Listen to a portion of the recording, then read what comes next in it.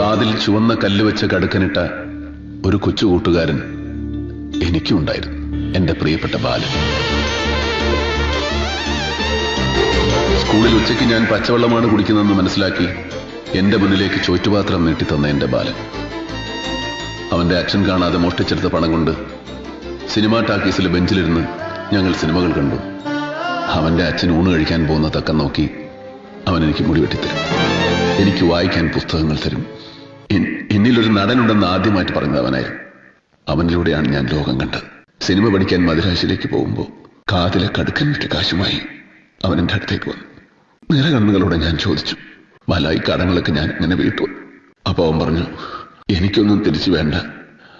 നാളെ ഒരു സഹായം ആവശ്യപ്പെട്ട് ഇതുപോലെ ഒരാൾ നിന്നെ തേടി വരും. നിനക്കത് ചെയ്യാൻ കഴിയുമെങ്കിൽ അപ്പോൾ മാത്രം എന്നെ ഓർത്താൽ മതിയെന്ന്.